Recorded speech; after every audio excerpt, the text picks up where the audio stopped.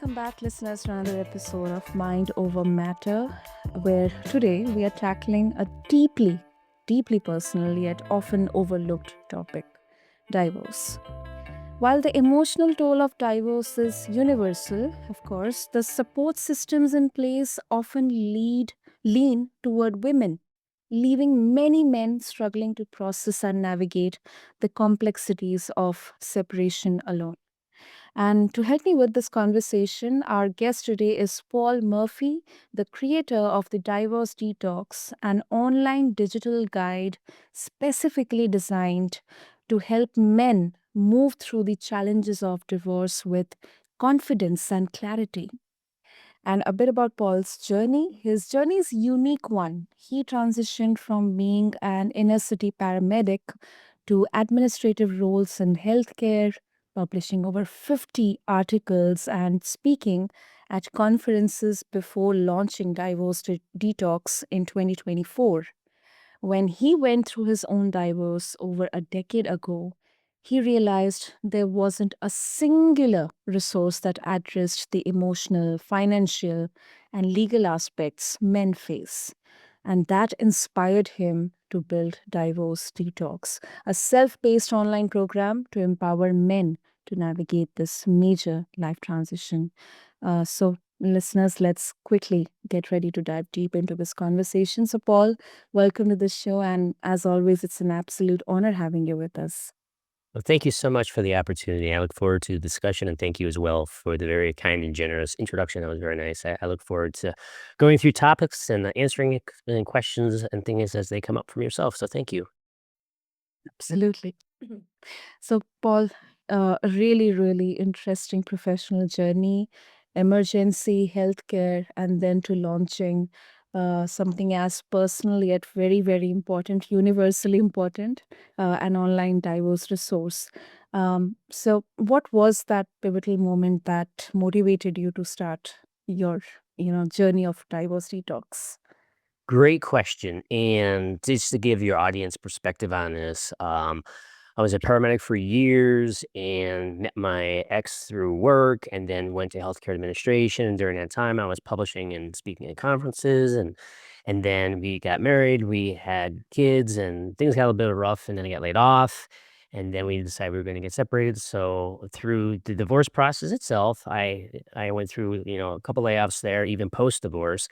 And Mhm. years later, my mentor has asked me in late 2023, she says, "What are you doing?" And I was getting ready to write another business slash management related article. And she challenged me. She said, "No, you've been helping people out on the healthcare side of things. It's the digital age. Let's take what are your skill sets, what your knowledge about, what you're passionate about, and let's help more people outside the healthcare realm." And we went through a brainstorming session and we discovered that my experiences with divorce, while not uncommon to other guys, presented an opportunity to take all the experiences from one resource and present that to guys online in a digital platform, which I had never considered prior to 2023.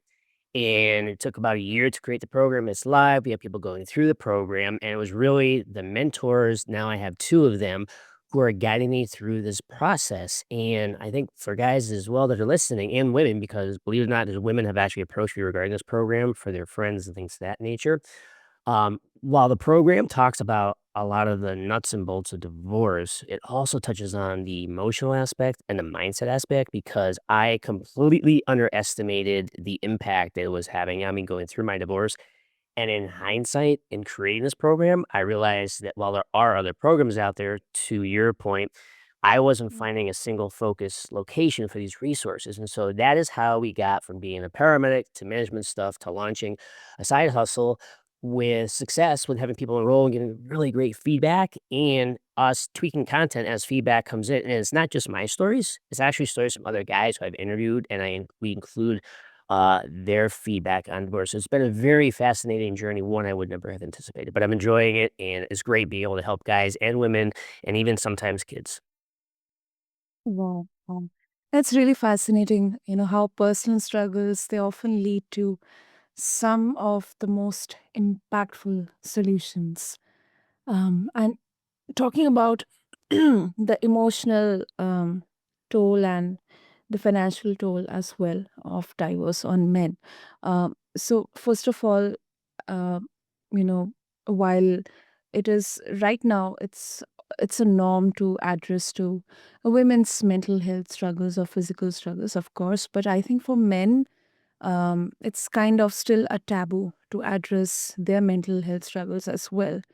And in the scenario of divorce, I think both the aspects, they are never talked about, and it's kind of a norm to, handle everything for a man because that's supposedly what manhood represents.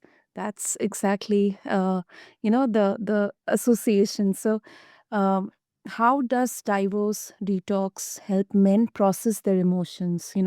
And why is that so critical to moving forward, Paul? Great question. And emotion for myself and for some of the guys who I've spoken with regarding their divorce and building the content.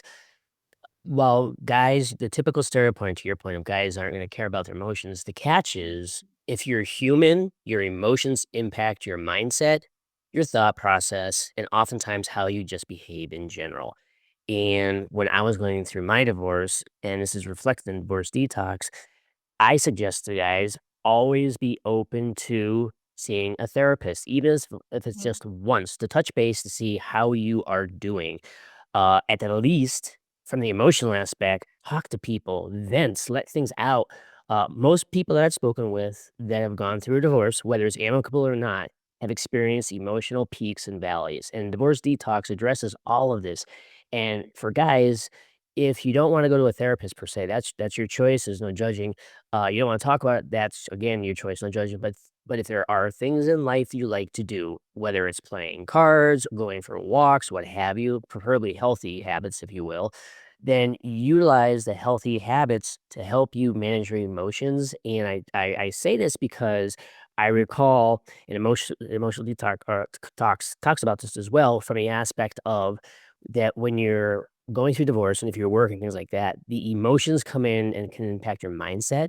And what you don't mm, want to be doing is making major life decisions when you are stressing out.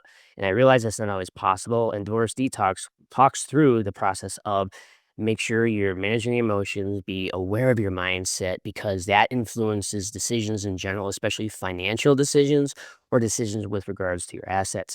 The one other thing I will add with regards to emotions and divorce and mindset, we include an emotional wheel. And this was introduced to me by a close friend of mine whose daughter uses the emotional wheel. She's a middle school going to high school, and it was given to her by one of her professors where it's the hub spoke model and you put your anxiety emotion in the center and then you follow the paths out with how you're feeling and it describes what you're feeling and why you're feeling it.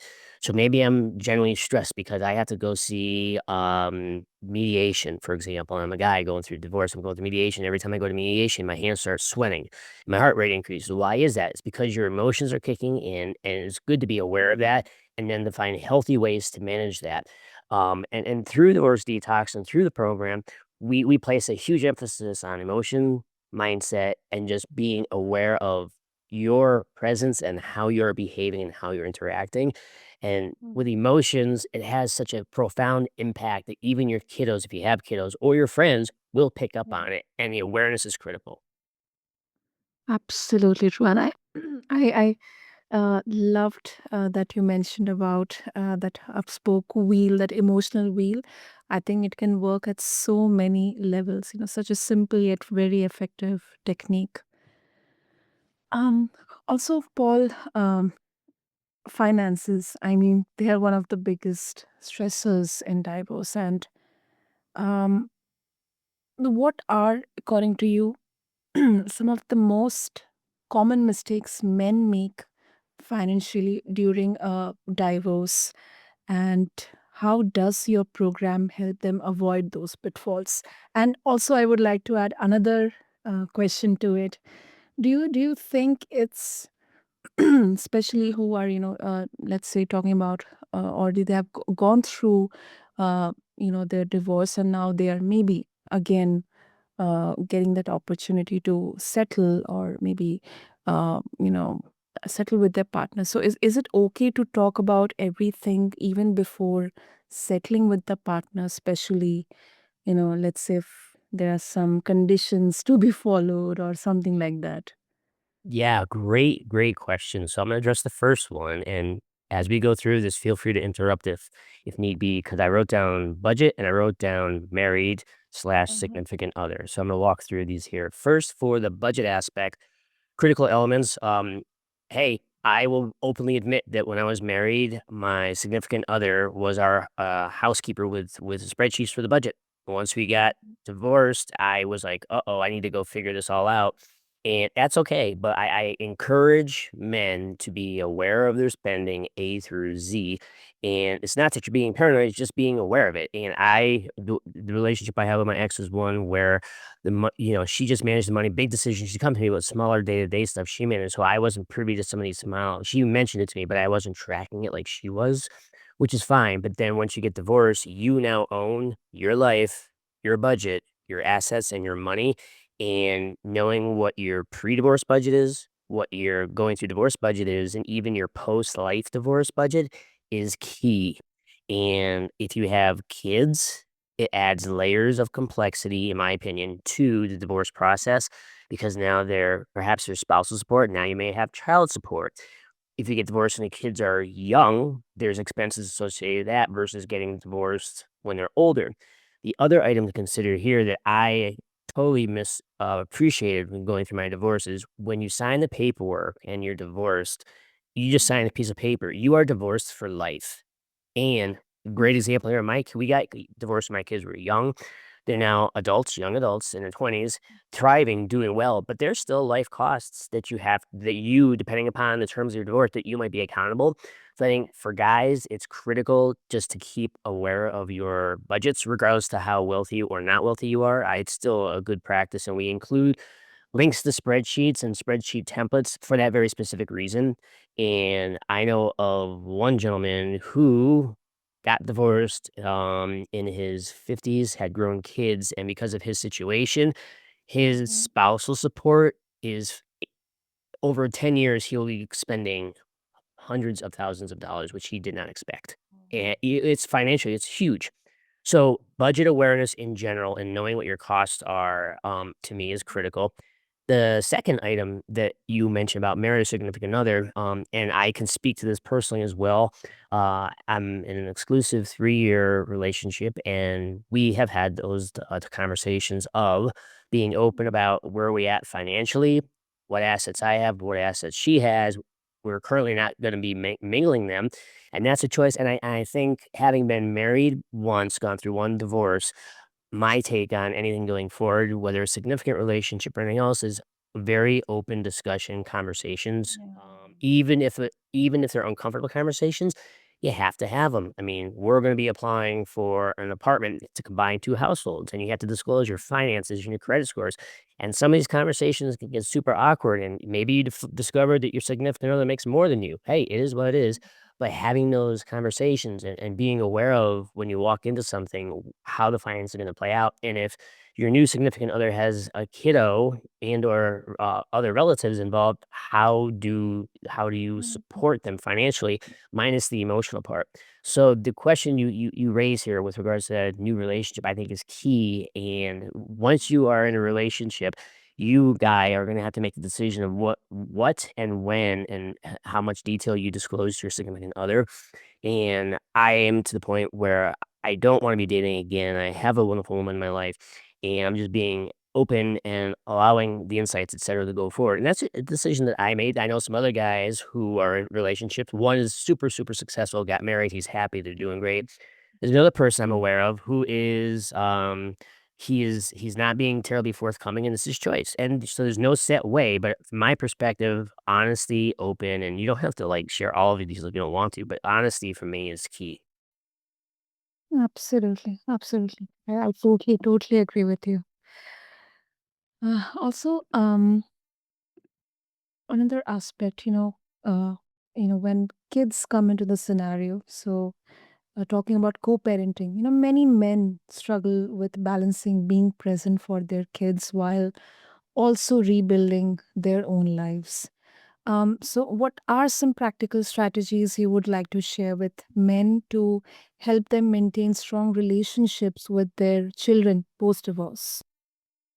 Yeah, post-divorce, and that's a great question, and, as you were describing that scenario, Divorce Detox actually has some modules with lessons embedded in it where and links to the resources on the specific topic as well, and, for myself, post-divorce, I'm a firm believer in being as present as possible for your kids, and Mm. it's easy to say that, and because some people may have, divorces that are not amicable, they're not friendly, there may be even where you have to have, guarded or what's the word I wanna say, monitored visitations with the kiddos, that can happen, and I think trying to maintain a pulse touch point with your kids, in my opinion, post-divorce is critical, and it's also gonna be dependent upon how old the kids are, and with doing that, because teenagers, once they become a teenager, and if you're divorced, they're off living their life, doing their thing. Young adults, it's even more so.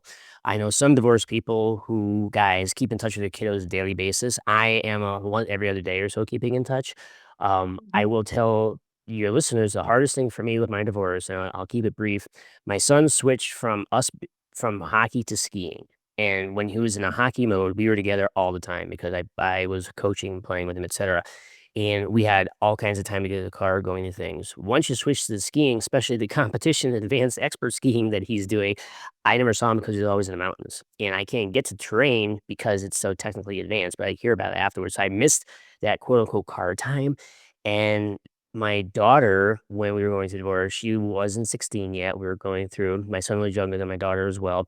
Um, when she was taking some classes, we had to drive back and forth across town, and we had all this quality time in the car. Once she got her license and we were done with divorce, she was out because she's got her license, she's free, and for myself, I had to be creative on how I engaged with my kids, and little things such as going to see them at nighttime for dinner, following the parenting guide if you have one in your divorce papers, and that's the other aspect that's considered here. You may have, parenting time built into your divorce papers at memo of separation. You may have time when they're coming to your house, and this is all part of that post-divorce scenario, and my kids provided feedback. We were having a discussion with my significant other last week, good conversation, and Mhm. one of our family friends relayed to my kiddos and to my ex saying, I can't believe, and they're like, we're packing up for 8 days at a time. We come home, we pack up, then we go to mom's house, and we go back to dad's house, and we go back to mom's house, and they're doing this back and forth. We were more fluid, and so the reason I share this, especially with the guys who if you have 1 or more kiddos, you're gonna have to be flexible, and sometimes your kids may not wanna see you. There may be anger. I know Yeah. of a family member who, not mine, another family where there's 2 boys. One can't stand his father, and one gets along very well with his father. And it's night and day, same family, but that's just a relationship. So and the father tries to be there present for both. So it can be difficult. And I think age dependency is key as well. And you may be a guy saying, I have no clue how to do this. There's links to the program, to how to approach kids because how you approach a younger child versus an older child is night and day. Yeah, yeah, yeah. That is of course very, very true. Also, before we wrap up, Paul, you know, just the point I was addressing to in the initial part of the conversation. So, society often portrays divorced men as either thriving playboys or lonely, lost souls, lone wolves. The kind of idea is associated with men. So uh, that I believe is one of the biggest misconception. But uh, would you like to share some of the biggest ones you have seen, and how exactly does Divorce Detox help break those stereotypes? Yeah, those stereotypes, and I think you bring up a great point. I made some notes here, and I'll pick on some stereotypes that I've heard about as well. You get the lone wolf, you get the thriving playboy, you get the player, if you will, post divorce, and you get people who cut big checks. Yeah. And I actually spoke with a person the other day where when I got divorced and signed the paperwork, I was doing my life, I was living it quietly. You very quickly find out who your friends are and are not, and you may have social groups that you lose. But that stereotype, part of this is going to be how you as a guy when you get divorced, the actions you take and how you present yourself. and people make snap perceptions based on what they hear and see within just a few seconds of meeting you. And to avoid the whole lone wolf and playboy aspect and player, it's one of those things to be aware of what you're doing, and especially if you have kiddos, because they're going to observe your behaviors. You may try to mask it, they may still pick up on it. I think it's critical for each guy to have their quote unquote situational awareness of how they're behaving and manifesting. And it's interesting because I get divorced, I sign the paperwork. Financially, I shut down because I'd been laid off 3 times and I didn't wanna do anything else with my money wise because of all the impacts that had. As far as social and dating and things like that, I was super selective. I didn't actually date for a while after divorce. It was more than 5 years for a variety of reasons. Partly because I had to make sure that I was ready to date, which is part of this whole thing right now with the lone wolf and everything else, because if you're gonna start doing these behaviors, are you actually ready? Are you actually over your ex? Because those are those stereotypes that come out too. And not saying there's nothing wrong with having a, some type of celebration, quote unquote, air quotes, after you sign your divorce paperwork, and Mhm. going out and having a grand old time doing whatever activity is. But things like going out and buying cars or boats or toys, just be careful because that does reinforce that stereotype. And I have a couple of very wealthy clients who said to me, "Paul, I don't care what you say because I'm going to do this with my money." And I said, "That's good. Just so you're aware that when you go out and you do massive investments, just you might want to keep it kind of on a low profile versus broadcasting." And I will never forget where, I was divorced. It was, during COVID. Long story short, I had an extra room in my house. A buddy needed to use the bedroom for a variety of reasons. He was going through divorce, and he parked his car in my driveway, and somebody saw me, and he looked at me and they go, "Dude, you just got laid off and you have a brand new car in your driveway. I mean, you must be doing good." And I looked at him going, "Me, me, me, me, me, me, me. This is not my car. I am shut down financially, etc." And he goes, "Oh, we didn't realize that. But to your point, that's where the lone line playboy, look, he went and bought himself a toy." I'm like, "No, I didn't do that."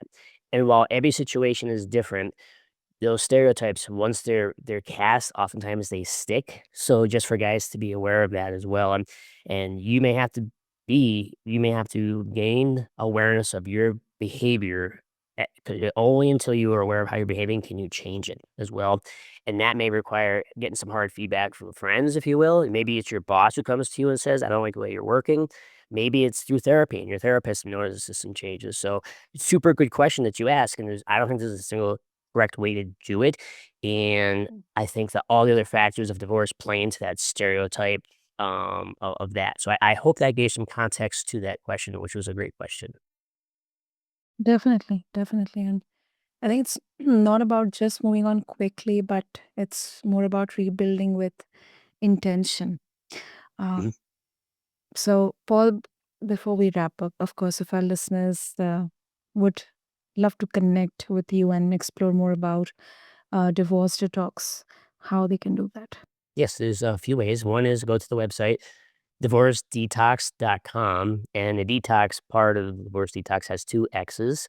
And then you can also send me an email at info@divorce detox. Again, 2 X's on the detox part.com. And I'm on Instagram as well, which is Weekend Warrior Be Me, spelled out just like it sounds. Weekend Warrior Be Me. So that would be 3 ways for folks to reach out. I look forward to hearing from some of your listeners. Lovely, lovely. We'll have all the details in the show notes for our listeners. And Paul, thank you. Thank you so much for addressing to this and spreading the awareness, about divorce, especially for men. I think it's one of life's most difficult transitions, but it can be really, really life changing, positive transition as well. So, and I absolutely love that Divorce Detox is helping men approach it with clarity, self awareness, and strategy as well. So, thank you so much. Absolutely. Thank you for the opportunity. I look forward to your listeners enjoying the content. Thank you, Zanya, again for the opportunity to be here today. I thoroughly enjoyed it. Great. So, to all of our listeners, if you or someone, especially men, I'm talking to all the men out there, is going through a divorce, Be sure to check out Divorce Detox. You can find more about Paul's program in the show notes. You'll have all the links in there. And also, if you connected with today's conversation, please make sure to subscribe to Mind Over Matter, leave a review, and share this episode with someone who might need it. And until next time, remember, mindful living and mind over matter is about embracing life's transitions with grace, no matter how challenging they are. So, thank you to everyone for tuning in, and we'll see you next time.